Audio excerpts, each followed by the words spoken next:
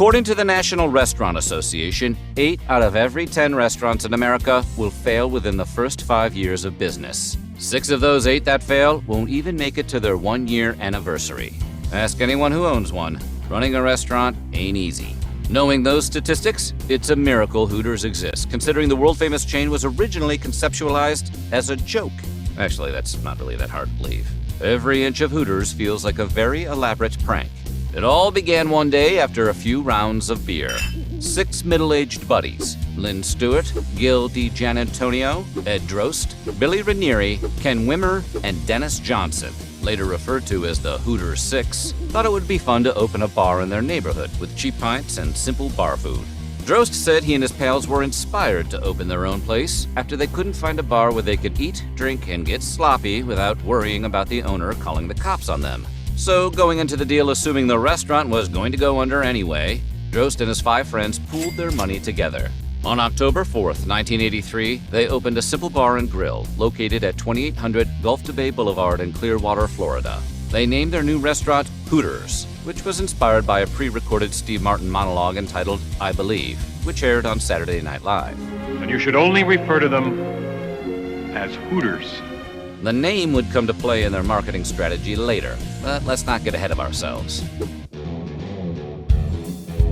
In the beginning, the Hooters 6 had no idea of what they were doing. And why would they?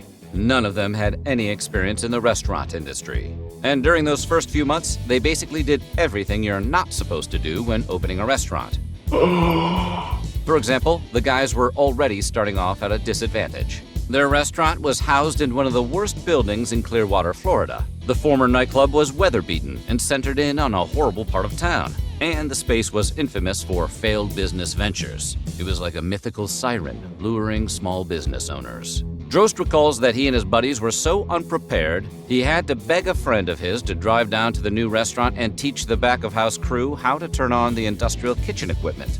A couple hours later on that same day, Drost admitted to paying 2 guys to impersonate Florida police officers and read his 5 business partners the riot act because they wanted to sell alcohol on their first day open, even though the beer license hadn't come through yet. In short, the Hooters 6 were, how do we put this politely, clowns.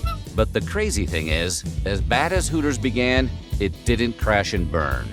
Instead, the restaurant became popular almost immediately. After just a few months of being in business, there were already 2-hour waits to get a table.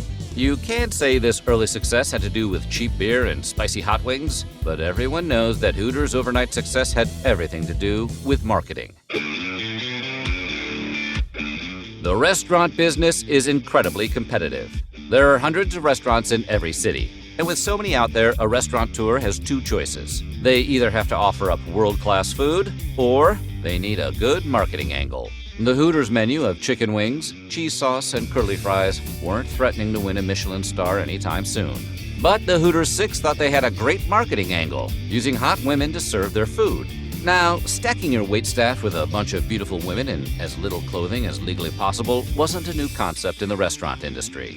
Bikini bars had been around since the swingin' 60s, and some coffee houses in Chile and Japan had been outfitting their all-girl barista teams in skimpy bathing suits and lingerie for years. Even Hugh Hefner was finding success in employing lingerie-clad bunnies as waitresses throughout his worldwide Playboy Club chain. So, following the less is more uniform policy, the Hooters 6 came up with the Hooters Girls, but we'll learn more about them in a minute. As mentioned earlier, it didn't take long for Hooters to become a local success in Clearwater, Florida. Lines of men with ponytails trying to get a table wrapped around the restaurant every day.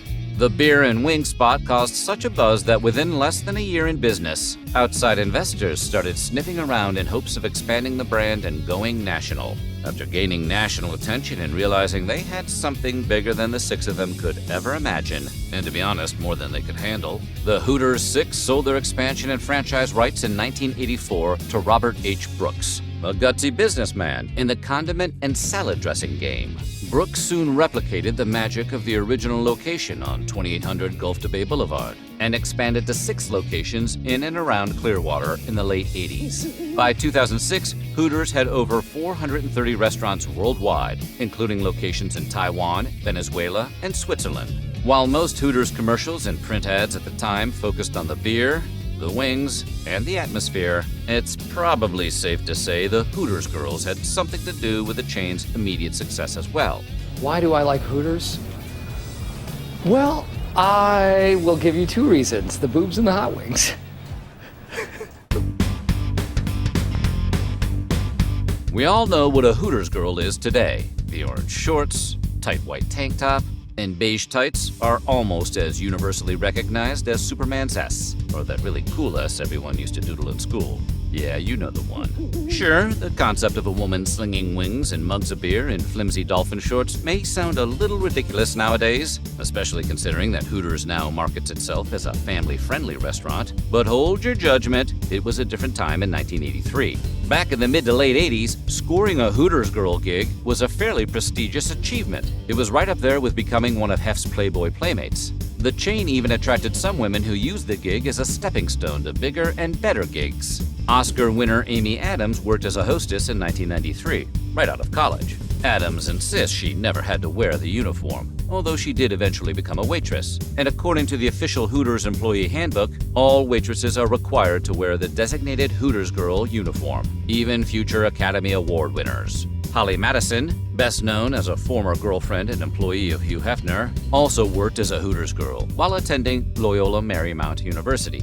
Leanne Tweeden, who has gone on to become a radio broadcaster and sports commentator, once slung wings at the Hooters in Colorado Springs, Colorado, although she'll probably always be remembered for this photo of Elle Franken pretending to grope her chest. Former Playboy playmate Terry Harrison not only waited tables at Hooters, but she also competed in the National Hooters Beauty Pageant and got pretty far in the contest. Unfortunately, Harrison didn't take the title, but the exposure led to becoming one of Bob Barker's beauties on The Price is Right.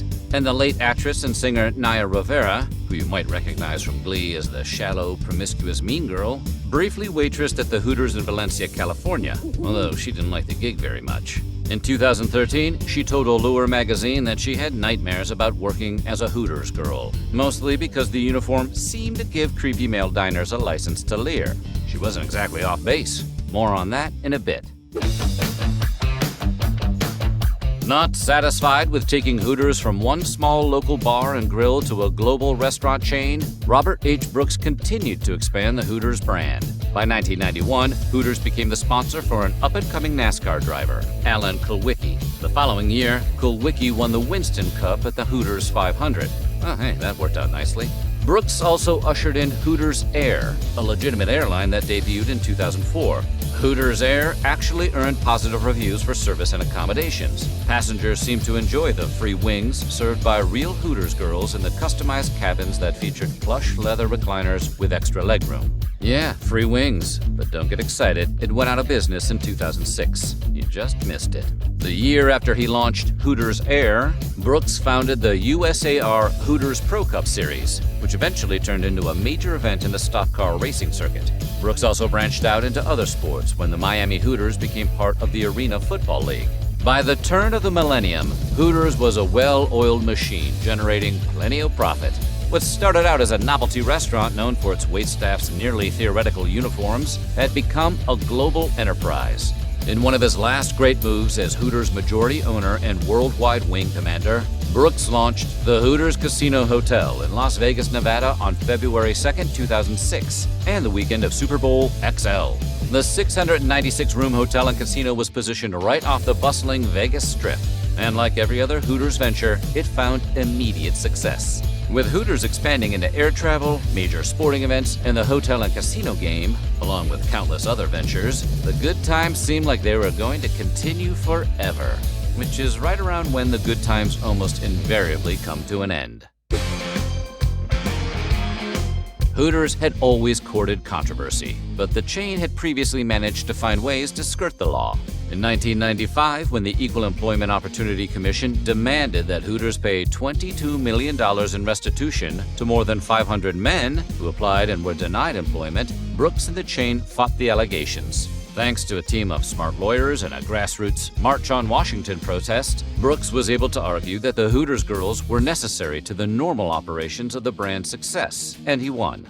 Dozens of other similar lawsuits followed, and Hooters was always about to come to terms with the allegations, settle out of court, and keep their brand relatively clean. But like a lot of sexually charged ideas that seemed like a good idea at the time, such as Jiggle Television and Chippendales, later sensibilities were not going to be kind to Hooters. It didn't take many more lawsuits for Hooters to begin to be perceived by the general public as a little dated, if not overtly sexist. By the 2010s, the writing began to start forming on the walls. Brand Index, a company that specializes in tracking brand health and growth, found that Hooters' rapidly declining revenue was based on the fact that customers began feeling uncomfortable around the scantily clad waitresses. A few years later, the University of Tennessee's psychology department conducted a study of waitresses who worked in a Hooters environment and found that these women suffered from some degree of depression, anxiety, anger, confusion, and feelings of degradation. They also reported feeling demeaned on a regular basis, the license to leer that Naya Rivera had mentioned.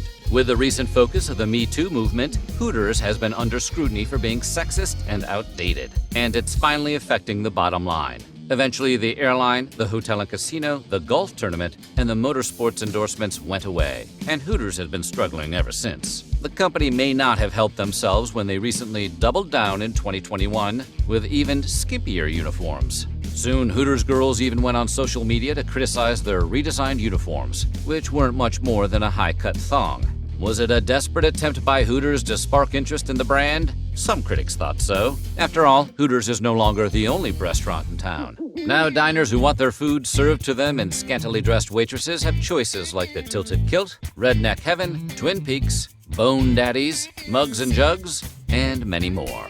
While Hooters is still hanging in there with a little over 300 locations, the question is, now that the Hooters girls have now been deemed a relic of the 80s, how long can their hot wings keep them afloat? And speaking of which, you gotta wonder, how many flotation device jokes did they make on Hooters Air?